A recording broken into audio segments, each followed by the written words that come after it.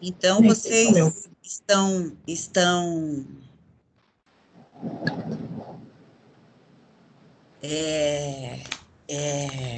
vocês estão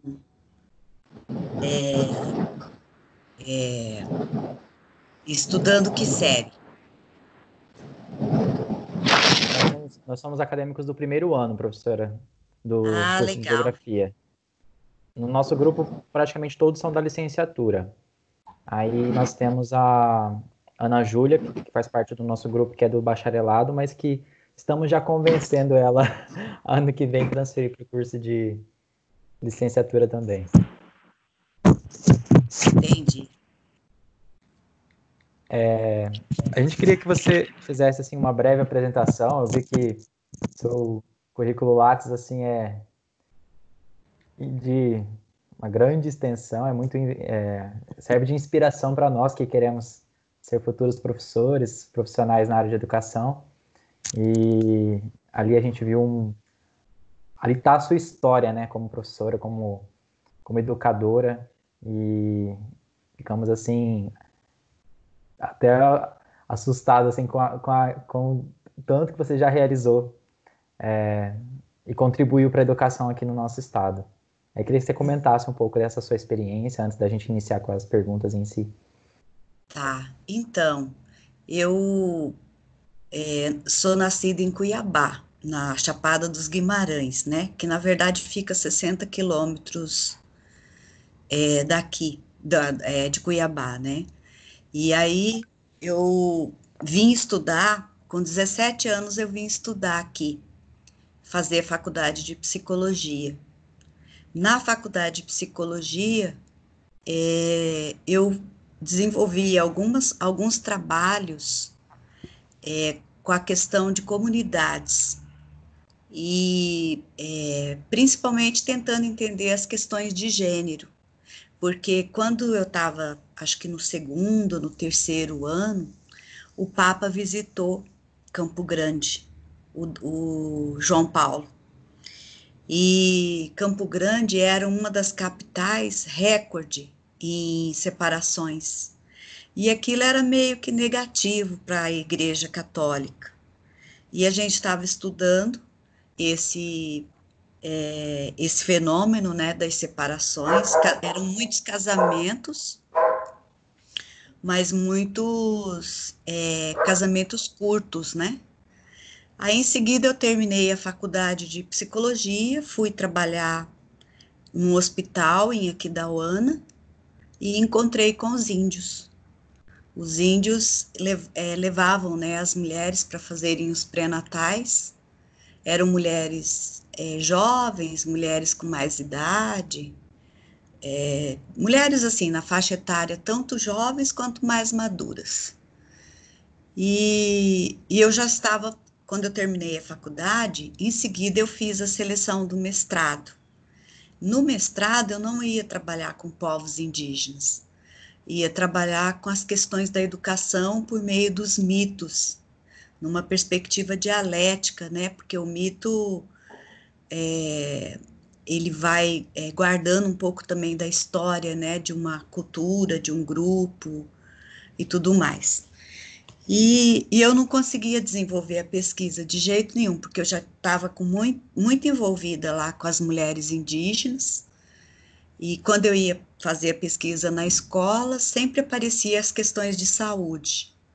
Aí a orientadora falou, olha, é melhor voltar para a saúde para você ter condições de poder dialogar com eles, né? Esquece um pouco essa coisa aí da educação, porque eu toda a vida gostei muito, né, da área da educação, e é muito forte, né, dentro do curso de psicologia é muito forte a área da educação. Nós temos várias psicologias da educação, do desenvolvimento.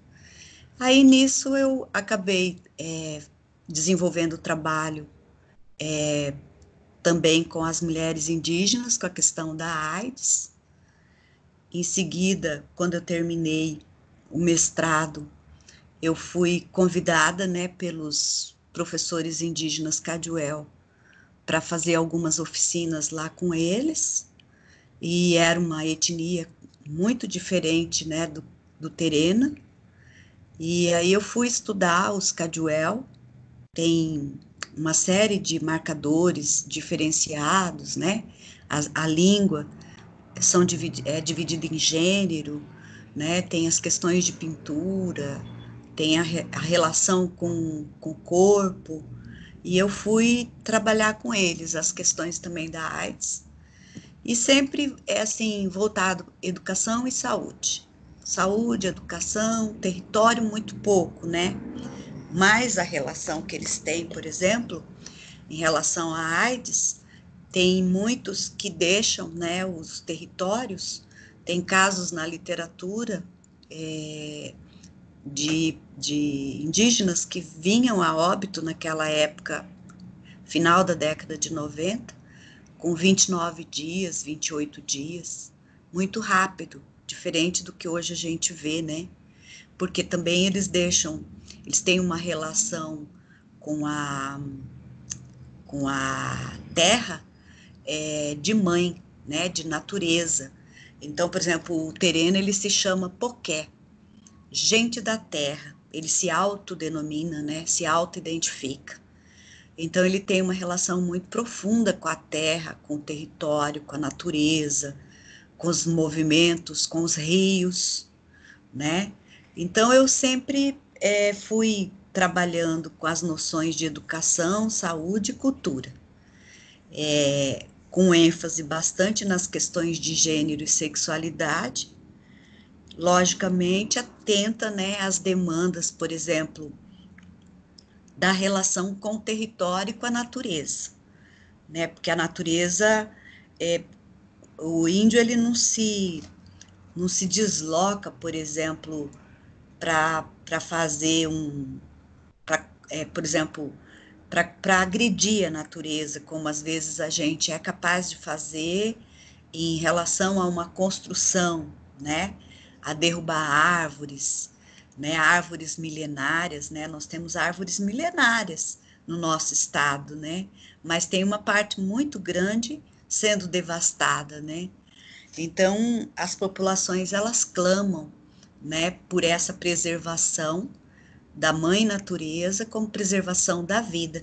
Então, ele tem uma relação de preservação da natureza como se preservasse a sua própria vida, né?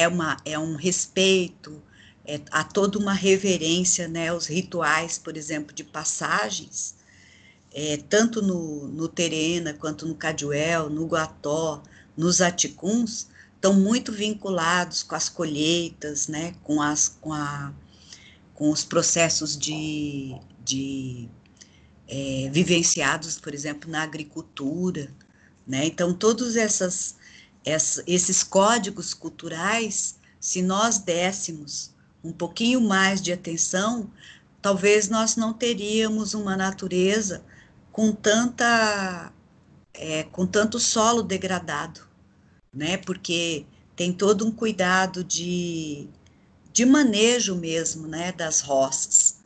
Então, as roças são feitas para sobrevivência, não é pensado em grande escala, né? De produtividade, como é pensado pelo agronegócio, né? Então, ele tem saberes tradicionais e conhecimentos próprios muito bem estruturado, principalmente o Terena, porque ele é agricultor por natureza, secularmente, né? Ele vem descendo, ele desce para o estado, né? Para os nossos estados aqui do Mato Grosso do Sul e Mato Grosso, pelas planícies venezuelanas e colombianas do Chaco Paraguaio, até chegar aqui, né, no estado, e não só no nosso estado, mas nós temos também Terena na região do Mato Grosso. Então é muito vivo essa busca pela terra, né, pelo cuidado com a terra. Terena ele tem um ethos voltado para essa agricultura e lida bem com a terra, né? As mulheres também são grandes comerciantes, né, produtos que são gerados nas pequenas roças, né, nos pequenos plantios que eles fazem, e tem toda uma relação aí com as ervas, com os conhecimentos. Na época que eu estava no doutorado, na região lá dos Caduel, nós localizamos 17 ervas do Cerrado, de cuidado com a saúde, né? E muitas dessas ervas eu registrei agora, eu estou terminando de organizar a tese para fazer a publicação, e eu tive com eles em julho do ano passado, pedi autorização para fazer a publicação do livro, porque aí uma parte também vai ser revertida para a escola, porque guarda muitos ensinamentos de como eles adotavam essas ervas, né, e essas raízes todas no cuidado com a saúde, tá? Então a gente tem na verdade, passar a ouvir essas populações tradicionais, os povos indígenas, porque o nosso estado ele é muito rico, mas hoje a gente está vendo aí uma negação, tem uma série de políticas desenhadas por grupos de trabalhos, os próprios órgãos governamentais tradicionais de proteção do meio ambiente, eles recorrem a esses profissionais da área do meio, que são estudiosos do meio ambiente, né, para poder também fazer esse redesenho da política. Mas nós estamos vendo aí um retorno, né, um retrocesso dessas políticas que já estavam consolidadas, porque eu desenhar também uma política de preservação de um bioma, por exemplo, como o Cerrado, envolve você ouvir essas populações, né, e também aproximá-las de uma melhor qualidade de vida, de ensino, né, porque as escolas também precisam saber e circular esses saberes que são passados, que foram desenhados pelas lideranças, professores indígenas, fórum de professores. Então, teve grandes debates, sabe? Para a gente poder desconsiderar o que a gente está assistindo hoje. São saberes tradicionais, secularmente repassados de geração para geração. Não dá para você desconsiderar os saberes indígenas de jeito nenhum nesse processo de preservação do meio ambiente. E da saúde também, porque eles têm também, né, os seus curandeiros, mesmo com várias igrejas católicas entrando nas diferentes denominações, eles possuem, né, os curandeiros, os conhecedores dessa cultura em profundidade, e desses corpos também, né, porque esses corpos, como tem reagido na natureza, também é uma resposta, né. Acho que parece-me que no dia 30 vai ter uma live. Eu recebi agora, depois que eu comecei a conversar com vocês, que vai discutir exatamente o uso das ervas no cuidado dessa pandemia, né? Nessa imunologia aí desse corpo, né? Desses corpos todos que estão, que correm o risco de adoecer, estão tentando prevenir. E o indígena, ele tem uma imunologia também, que com o contato fragiliza, sabe, essa imunologia. Então tem que ter todo um cuidado também, a FUNAI e as próprias lideranças fecharam os espaços, justamente porque essa pandemia, ela é uma pandemia que ela vai, a gente não sabe direito ainda como reagem, né, em diferentes organismos vivos, né.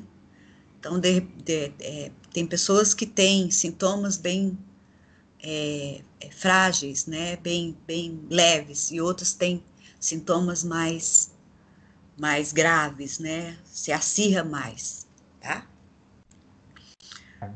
Interessante essa sua fala, que uma das coisas que, na verdade, a gente teve um pouco mais de dificuldade até para encontrar dados e encontrar correlação foi assim, porque como a nossa pesquisa ela teve um foco de analisar as queimadas, né, e como que elas podem impactar, principalmente a questão ali das comunidades que vivem ali, as aldeias que vivem dentro da terra indígena Cajuel, que pela pesquisa a gente verificou que são 6, né, são 6 aldeias distribuídas no território. Uhum. Uma informação que a gente conseguiu, através das pesquisas, verificar é a dificuldade que eles têm quando necessitam de um acesso de saúde emergencial, né? Quando Uhum. algo que necessita uma média complexidade ou alta complexidade de Uhum. atendimento, né? Porque Uhum. justamente a distância que as aldeias ficam das cidades mais próximas, né? Apesar Uhum. da terra indígena Cajuel estar localizada em Porto Murtinho, o acesso ainda mais próximo é a Miranda e a Bonito, é isso, né? Uhum. Isso. Então, eu queria que você falasse, você falou que fez aqui, do projeto que você fez, né, específico com a questão da AIDS, que inclusive foi até premiado, né, seu projeto. A Uhum. gente deu para ver essa informação também. E, e assim, esse problema das queimadas não é uma coisa de agora, né? É uma coisa que vem Não. acontecendo já há muitos anos, né? Já não tem. Hoje, o que dá para comprovar é a partir de 98, que é quando o Instituto Nacional de Pesquisas Espaciais começou a disponibilizar esses dados, né? Uhum. As imagens de satélite. Mas, assim, o recorte que nós fizemos foi de 2015 a 2019. Uhum. E 2019, assim, teve um crescimento absurdo no número de queimadas, assim. Uhum. Eu queria que você comentasse, assim, como você falou, os índios, eles tiram, muitas vezes, para a própria saúde, o uso das ervas que são nativas ali da região, certo? Uhum. Como que essas queimadas também, elas interferem, de certa forma, na preservação dessa vegetação nativa, da qual eles podem tirar usufruto para a saúde deles, Uhum. e como isso vai impactar não só na questão do Covid, né, como nós estamos vendo agora, mas em outras doenças, né? Porque se eles É, usam da... Você pode falar. impacta muito grande. O impacto é grande. Logicamente que a flora ela vai ser refeita, mas ela demanda muito tempo.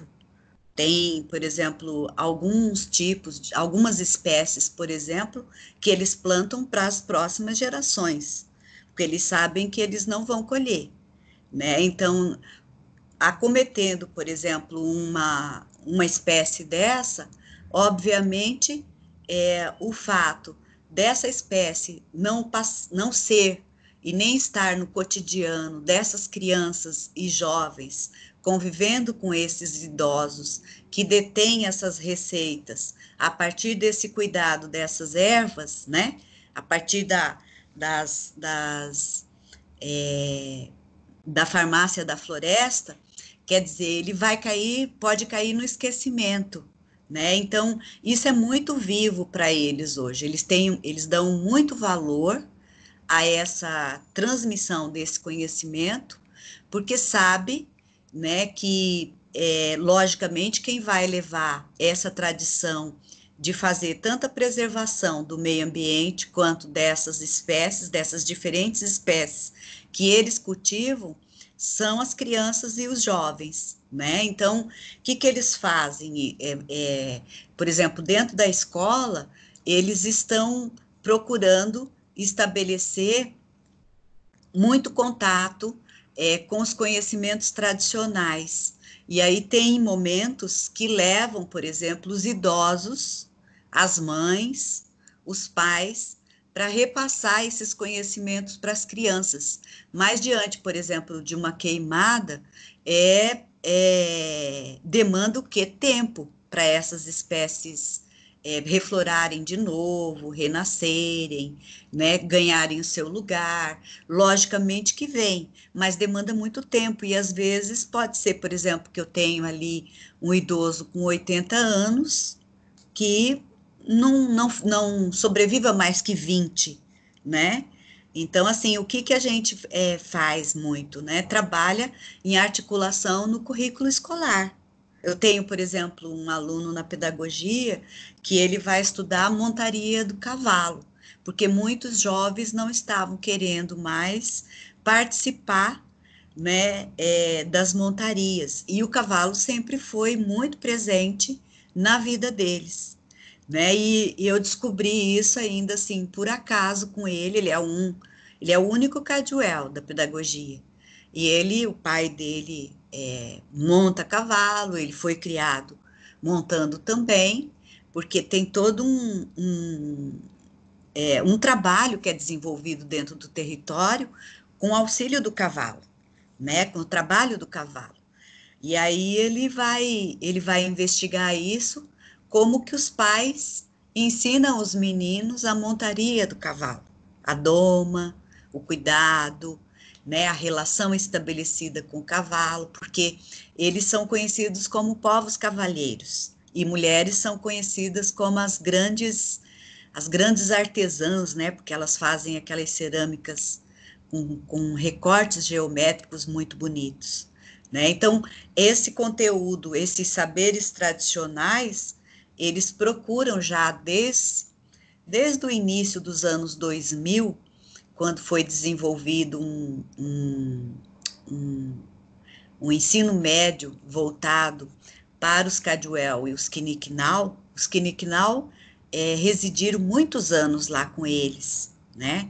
Agora é que eles estão numa terra de retomada ali na região de Aquidauana, porque toda a vida eles haviam sido dados como extintos, e a gente sabe que às vezes essa história oficial ela também padece do esquecimento, né? Ela invisibiliza muito os sujeitos. E hoje a gente tem professores formados, 2 professores formados, Quiniquinal, um inclusive fez faculdade em biologia na universidade, em Jardim, na UEMS, em Jardim, que é o Rosaldo, hoje é professor aqui da rede, e continua estudando. Então, à medida que você sabe que acontece, por exemplo, né, uma queimada desproporcional, imediatamente, lógico, as lideranças, professores indígenas, faz um movimento de preservação dessas espécies, do território e desses conhecimentos também, porque são conhecimentos transmitidos oralmente. Então, por exemplo, não existe livros que as ceramistas ensinam as meninas desenharem ou pintarem. Existem a convivência com aquela ceramista de muitos anos que vai ensinar a criança desde pequena, assim que ela se interessa, para ela, deixa eu só colocar aqui, para ela aprender, né? Ela vai aprender dentro dos traços geométricos da família e depois, então, ela vai criar os seus próprios traços geométricos, tá? Então, a gente tem aí uma série de elementos culturais, que são os códigos, e que vai emergir nessa relação natureza, território, cultura com os povos indígenas. Essas 3 dimensões, elas não podem ser vistas separadas, porque diz respeito à vida das pessoas e como elas se organizam nesse espaço, né? Então, as memórias são inteiramente valorizadas, né? O movimento de memórias transmitidas, né, dos idosos para esses jovens ou para a geração mais nova, filhos, netos, né, é muito valorizado por eles. Aí não é só o Cadwell, todo grupo indígena vai fazer de forma muito viva essa valorização da memória. Por isso que é importante, às vezes, nós, não indígenas, quando resolvermos fazermos alguma pesquisa, fazer a convivência com eles e a imersão e perguntar se aquilo que você conseguiu captar e escreveu está adequado, né? Então, por exemplo, quando foi feito essas conferências, né, de preservação do meio ambiente, respeito e preservação do meio ambiente, que na verdade elas vão sendo desenhadas praticamente todos os governos, mas quem vai deflagrar isso é o mandato do Fernando Henrique Cardoso, o último mandato do Fernando Henrique Cardoso. Depois o Lula continua, porque as demandas dessas populações são muito grandes, né? Então ele vai desenhando e vai desenhando também as políticas, não só de respeito e preservação ao meio ambiente, mas na área de saúde, na área da educação. A educação, por exemplo, ela não está desvinculada da comunidade. A educação é concebida como específica, bilíngue e comunitária. O que significa isso? Se eu tenho 9 etnias no estado, eu tenho, então, 9 diferentes maneiras de estruturar a educação escolar indígena para cada um dos povos que vivem aqui, a partir dos seus saberes tradicionais e dos seus conhecimentos e processos próprios de aprendizagem, como eles se organizam dentro dos seus rituais aí de colheita, de passagem, de trabalho, no campo ou fora do campo. Por exemplo, as ceramistas, elas viajam bastante para vender a cerâmica, por exemplo, lá em Miranda e Porto Murtinho, e Bonito, né? Agora elas estão tentando fazer a venda disso pelo Instagram. Estão fabricando máscaras com os desenhos, máscaras coloridas com os desenhos. Quer dizer, estão se reinventando diante da pandemia para poder também ter uma fonte de renda, porque a fonte de renda delas era realmente a, a cerâmica, né? Foi colocado também, a gente teve em uma entrevista com Edelson Fernandes, que é um indígena cajuel, que hoje, não sei se você conheceu ele, conhece? E ele nos comentou Conheço. assim também porque assim, há uma acusação muito frequente, e isso delonga várias décadas, que muitas vezes os fazendeiros, os grandes latifundiários que circundam ali a região da terra indígena Cajuel, de que os próprios índios às vezes causam essas queimadas, né? E o que ele nos comenta é sobre exatamente isso de que você falou, sobre essa questão da tradição que é passada pelos ancestrais, né, pelos anciões, que é passada para as gerações mais novas, sobre a questão do manejo do fogo, como usar o fogo de forma benéfica, né, ali. E sempre assim, de forma controlada, em pequenas proporções, né? E pelo que a gente verificou na nossa pesquisa também, quando a gente faz um recorte espacial, colocando uma área de mais ou menos uns 10 quilômetros para fora da terra indígena, percebe-se que a ocorrência de muitos incêndios que iniciam fora da área indígena e adentram, né? Sim. E um relato que ele nos colocou também, que eu achei interessante, foi a questão da dificuldade de acesso, muitas vezes, também aos focos, por conta até do relevo da região, né? Porque existem muitas morrarias, né? Áreas que, quando inicia-se o fogo nessas áreas, o acesso terrestre é muito difícil, né? Mas o que eu queria de perguntar era sobre essa questão, assim, a importância, como você falou, dessa passagem do conhecimento, agora um pouco mais específico da questão do manejo do fogo, dessas gerações de anciões para as novas gerações, né? E como que esse conflito ele continua até, né, dessa questão dessa dualidade, né? Então, os índios sempre colocam, né, a questão da culpabilidade mesmo pelos incêndios, por essas grandes fazendas, e os fazendeiros, por outro lado, acusando os índios deles próprios estarem iniciando esses incêndios, né? Então, basicamente isso que eu queria te perguntar. Aquela região começando, na verdade, todo o Mato Grosso do Sul, todo o Brasil, né? O Brasil é indígena, né? E o que que acontece? Esses conflitos entre fazendeiros e indígenas, né, são constantes aqui no nosso estado, né? Teve um período que foi maior nos últimos 2 anos, né, que vocês devem ter também levantado aí nos jornais, e continua.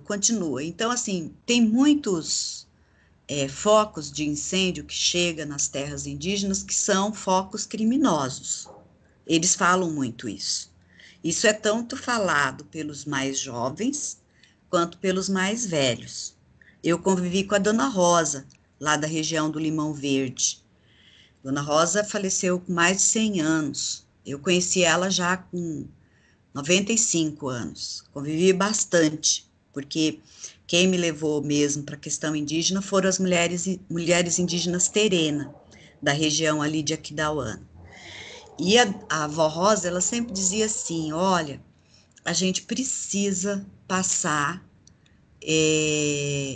todo tipo de conhecimento que nós tivermos para a juventude. Então, por exemplo, a escola, ela é muito ela não foi tão considerada no início pelos povos indígenas. Ela passa a ser considerada quando os indígenas percebem que ela pode ser um instrumento de resistência, de diálogo entre esses dois mundos, entre os saberes ocidentais, não indígenas, e os saberes deles, articulados, os saberes indígenas articulados com os saberes universais que nós temos, né? Porque nessa relação ela é uma relação de conflito. Ela tem sempre, às vezes, calmaria, mas a hora que você menos espera, sempre tem aí muito confronto. E a gente vê aqui no estado, é visto mesmo pela bala, né? É muito visto pela bala, pelo fogo, pela destruição, pelos despejos, né? A gente vê isso de maneira muito forte. E o que a gente observa, né? Que essa política hoje de cuidado com a terra, do ponto de vista governamental, ela tá praticamente sendo invisibilizada por esse governo. E isso é muito ruim para os povos indígenas. Mas os povos indígenas, enquanto movimento, eles têm procurado também os seus direitos, né? Os direitos com a posse da terra, com o cuidado da terra, com a manutenção, com o manejo, com a preservação. Porque, na verdade, se monta toda uma estratégia de cooptação desse território que chega, inclusive, em instâncias governamentais, né? E essas instâncias governamentais acabam também sendo operadas, né, por representantes desses fazendeiros, né? Então, isso é muito complicado. Então, assim, o que a tradição indígena faz, né? Os códigos culturais indígenas que circulam faz, é ensinar. Ele vai ensinando a preservação, o cuidado, o manejo, né? De como lidar. O fogo, por exemplo, não significa que é só o índio que coloca fogo no território brasileiro ou próximo dos seus territórios. Não.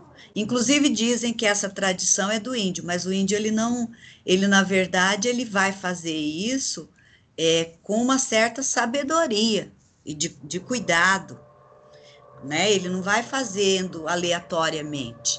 Ele sabe quando fazer, de que forma fazer, em que medida fazer, né? Porque também ele vai sendo orientado por esse movimento desse território e dessa plantação com a qual ele está ali trabalhando. Então, por exemplo, quando ele planta mamão, ele sabe que ele vai plantar mamão para os próximos 4 anos.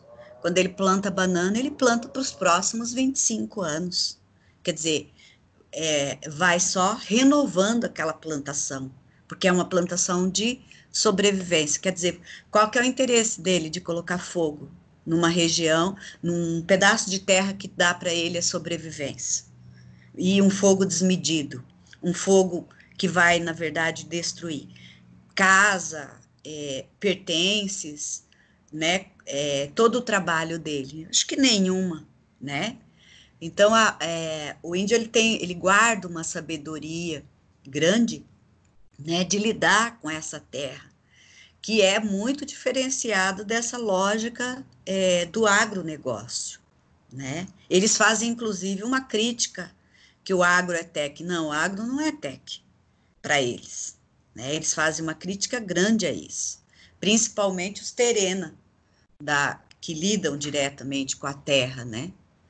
Então, essa transmissão, ela pode ser incorporada no currículo da escola e pode ser trabalhada em articulação com essa comunidade, porque o currículo dessa escola, ele precisa dialogar com essa cultura, né? A cultura de sobrevivência, a cultura econômica, os códigos culturais, a produção cultural desse grupo, a estrutura de língua que esse grupo fala.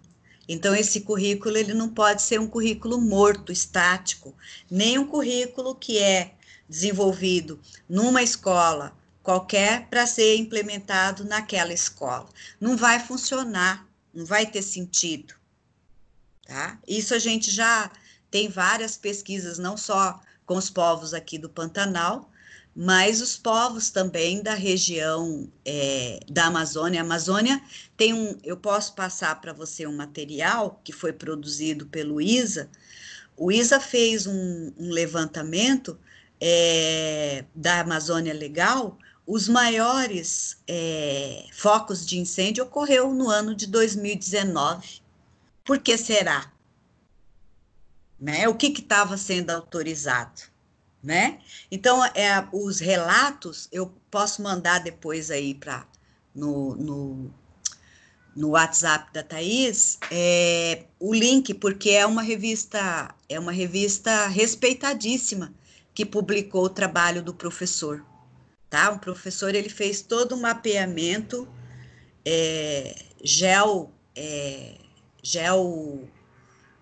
político, né? Geográfico, né, que vocês falam na linguagem de vocês. Então, vocês notem que não é muito fácil. E o estado que teve também muito foco foi o estado do Mato Grosso do Sul. Ele fez na Amazônia Legal, porque a Amazônia Legal pega de Cuiabá para cima, né?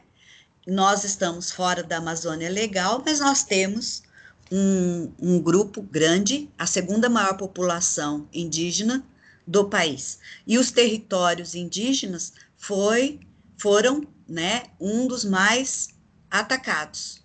Tá? Eu posso mandar para vocês, que foi Nossa, um com certeza, material que eu li. com certeza vai ser muito útil para nós, professora. Tá.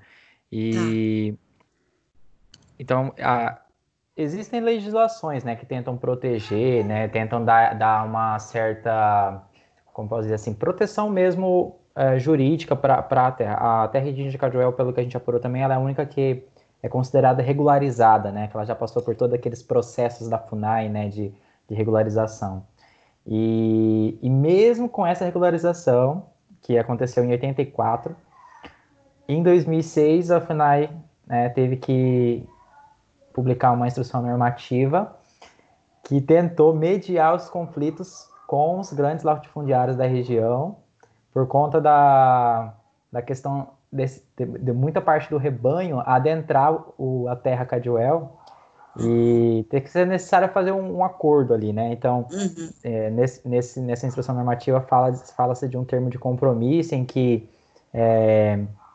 parte desse rebanho que adentrou entra como um arrendamento de terra para os indígenas. Mas, assim, até que ponto isso é aplicado, né? A gente pensa nessa questão ali da terra indígena Cajuel especificamente, devido à sua extensão, né? Ser um território muito grande, né? O controle também é difícil. E uma coisa que a gente percebeu também, professora, que eu quero que você comente, é a dificuldade de comunicação dos órgãos, parece, né? Então nós temos assim, temos o IBAMA, né, que teria que cuidar de toda a parte ambiental. Temos a FUNAI, que cuida das políticas dos indígenas. E aí temos a CESAI, que vai cuidar especificamente da saúde dos indígenas, né? Mas até que ponto que está havendo, assim, uma falta de diálogo entre esses órgãos, né? Porque todos teriam o mesmo fim, né? Que é proteger aquela terra, proteger aquelas pessoas, aquela comunidade que ali vive, mas que muitas vezes, pela falta desse diálogo, dessa gestão coparticipativa, falta, ocorre como resultado muito do que a gente está vendo, né? Que é cada vez mais o território sendo invadido, o território, a cultura sendo aos poucos esquecida, né? Por conta dessa pressão que há sobre esse território. E eu queria que você comentasse um pouco disso, assim. Na verdade, tem já nas legislações, a maior parte das legislações são portarias interministeriais. Isso significa que as ações elas não podem ocorrer em isolada. Por exemplo, quando eu vou fazer um trabalho na área de saúde, eu comunico tanto a secretaria de município, que é a prefeitura, né, que cuida da área de educação, quanto o DICEI. Então, eu vou fazendo o quê? Um trabalho de parceria. Esses trabalhos já existem, principalmente no campo da AIDS, as portarias, elas são todas conjuntas, educação e saúde. Elas não se separam, porque precisa ter insumos, né, da área de saúde, por exemplo, os preservativos, né, e os materiais pedagógicos para a gente poder levar e discutir as questões da prevenção, como também os processos próprios de aprendizagem que precisa ser incorporados lá nas atividades que os professores desenvolvem. Então, isso precisa partir também de nós, enquanto educadores, que estamos na linha de frente, né, e profissionais, de fazer esse contato. Então, por exemplo, eu vou, comunico, falo, apresento, né? Isso já tinha sido pacificado, mas agora nós estamos com muita gente que não são os técnicos específicos nessas áreas, tanto no IBAMA quanto na área de saúde, até mesmo dentro da área de educação. Nós temos muita gente em casa que são técnicos assim que ficaram lá nesses órgãos, Ministério da Saúde, Ministério da Educação, até a área de justiça mesmo, porque a área de justiça entra também, segurança pública, muito preparados, gente que conseguiu construir a política, e hoje está em casa esperando, porque esses cargos foram substituídos. E isso foi levantado agora na última semana. No IBAMA, me parece que tem vários. O chefe do IBAMA Nacional, ele até pediu demissão na região da Amazônia Legal, porque ele não ia ficar, o cara acho que se dedicou mais de 35 anos, se dedicou a todo esse trabalho aí de preservação, que você zelando, renovando o cuidado e refletindo sobre os caminhos, os melhores caminhos de respeito com o meio ambiente já são caminhos difíceis e tortuosos. Imagine entregar esse trabalho para quem não tem adequada formação e competência para gerir tudo isso, né?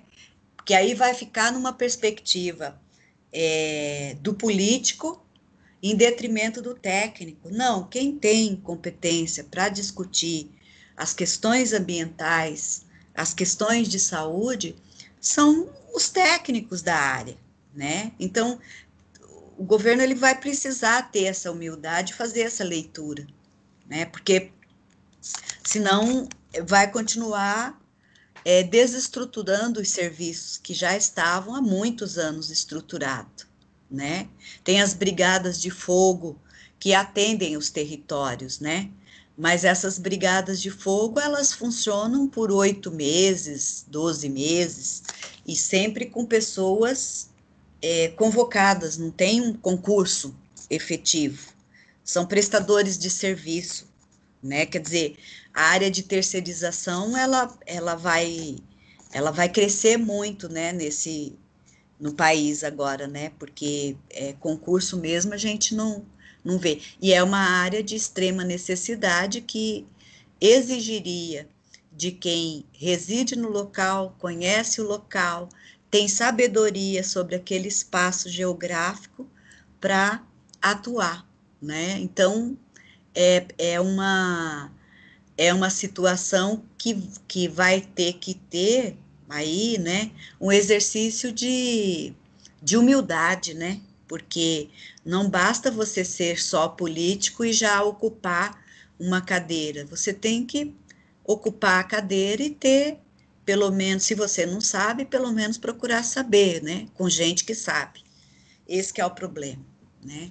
Então, Considerar a produção científica, considerar o que é os conhecimentos produzidos na universidade, no campo da universidade hoje, a gente tem várias pessoas que trabalham com o cerrado, né? Com a preservação do cerrado e das populações também.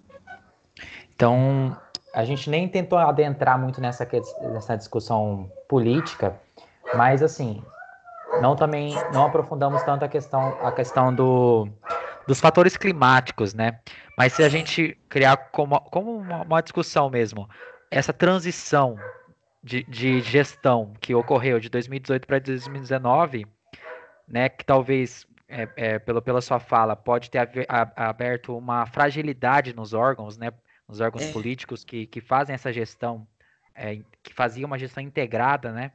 Uhum. Pode ter contribuído, então, também para que esse aumento indiscriminado de focos esteja relacionado também a essa falha na gestão, por substituição, talvez, né, de pessoas que já têm toda uma experiência, toda uma bagagem técnica para trabalhar com as áreas, porque você falou, o conhecimento geográfico, conhecimento da área, né? Uhum. Então, inicia talvez ali uma pessoa que não conhece nada sobre aquele território, né? Ocupa um cargo de nomeado, né?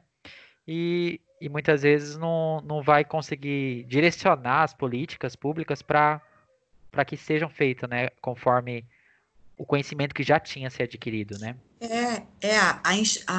É preciso considerar a ciência, né?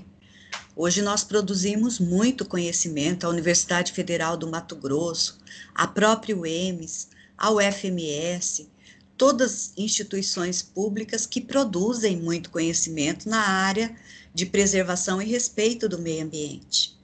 Não tem como você deixar de fora os conhecimentos científicos produzidos pelos grupos de pesquisa, que são grupos internacionalmente conhecidos. Nós recebemos professores visitantes de fora que querem aprender conosco também, como lidar, como se prevenir e conhecer também o habitat natural desse homem indígena e dessa mulher indígena que vive há muitos anos aqui no estado. Isso é muito importante. Vários grupos entram em contato conosco o tempo todo para virem fazer intercâmbio, não agora, mas antes da pandemia. O ano passado nós recebemos um grupo de japoneses na universidade.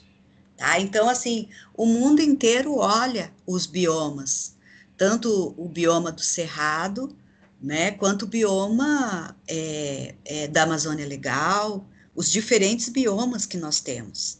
É uma riqueza muito grande. Isso está nas nossas mãos, fazer a preservação para as próximas gerações. Tá?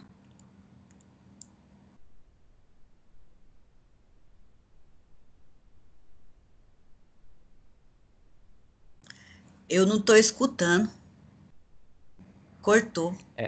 Tá, desculpa. Eu acho que nós estamos encaminhando agora já para o fim, professora. Queria que você deixasse assim como últimas palavras para nós, assim, que nós que tivemos, quando o professor Guedes, né, propôs o trabalho para nós, e nosso grupo caiu com o tema meio ambiente, a gente ficou, assim, feliz, né, com esse tema, mas ao mesmo tempo ficamos assim, o que que nós vamos discutir, né? E a gente tentou ver o que estava acontecendo na atualidade, e os noticiários não paravam de falar dessas queimadas no Pantanal, né? Só que quando a gente entrou para falar dessa queimada, a gente não queria olhar só pelo olhar técnico, também assim, Isso, da questão assim, do que isso interfere ali na poluição, na flora, na fauna, mas a gente queria também falar da questão humana, né? De como isso. que o meio ambiente ele está totalmente relacionado à vida humana. E É, especialmente para os povos indígenas, especialmente para os povos indígenas, né? Eles estão ali totalmente, a relação deles é codependente, né? Com esse meio que eles vivem.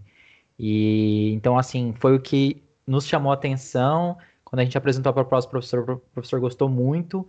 E a primeira pessoa que ele veio na hora, assim, na cabeça falar sobre, para que poderia nos ajudar, poderia nos dar, assim, uma inspiração para o trabalho, era com a sua pessoa. Então, eu queria que você deixasse assim, as palavras finais para a gente de inspiração sobre essa pesquisa e sobre a, a, como posso dizer assim, a gratidão que você tem também em pesquisar nessa temática. Você falou que ia direcionar a sua pesquisa na área da educação, chegou um momento que você foi, né, como posso optar, dizer, isso, para optar. entrar na questão indígena. Então, assim, a gente sentiu a mesma coisa, eu acho, entendeu? Quando É, começou a pesquisar. E queria que você deixasse essas palavras para a gente agora. quero dizer para vocês que a cultura indígena ela é muito rica e ela guarda muitos saberes que podem ser passados para os não indígenas também, aprender a lidar e conviver com o seu outro, respeitando o seu outro e respeitando também as suas visões de mundo. Nós temos muito a aprender com a diferença. Então, é nesse jogo de diferença entre o eu e o outro que eu ganho e que o outro também ganha convivendo comigo. Então, a gente precisa também aprender com as mães indígenas como criar as nossas crianças. Você não vê crianças chorando o tempo todo dentro das aldeias ou dentro das escolas. Você vê crianças rindo, brincando, pulando, se relacionando com a mãe, com o pai, falando, tendo o horário dela de entrar. Então a cultura, ela abre possibilidade para muitos aprendizados. Você não vê, por exemplo, marido falando alto com mulher em público. Se eles tiverem que conversar, eles vão falar dentro dos espaços privados deles. E a gente hoje vê uma série de ações de violência doméstica na nossa sociedade por coisa boba, às vezes por um WhatsApp que tocou. Tem mulheres morrendo por causa de uma mensagem no WhatsApp de bom dia.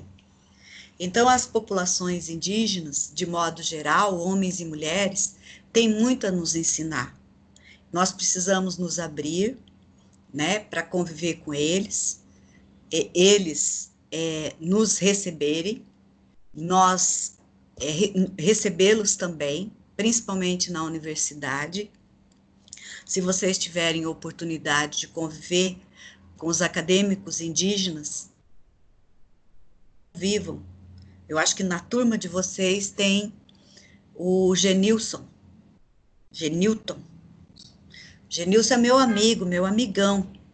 Ele, primeira coisa, quando teve a pandemia, ele falou, professora, vou sair do grupo porque o meu celular está com a memória curta, mas eu quero saber se eu posso conversar com a senhora sempre que tiver necessidade. Falei, claro, pode, qualquer hora. Então, você tem que ser disponível para estar com o outro, indígena e não indígena. Mas com o indígena, a gente vê uma resistência por conta do marcador de diferença, de etnia, né? E, na verdade, você deixa de ganhar muito.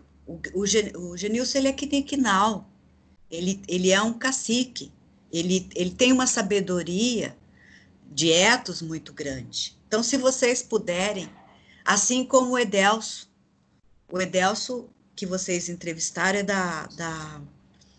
da região também, estuda na UCDB Direito, né?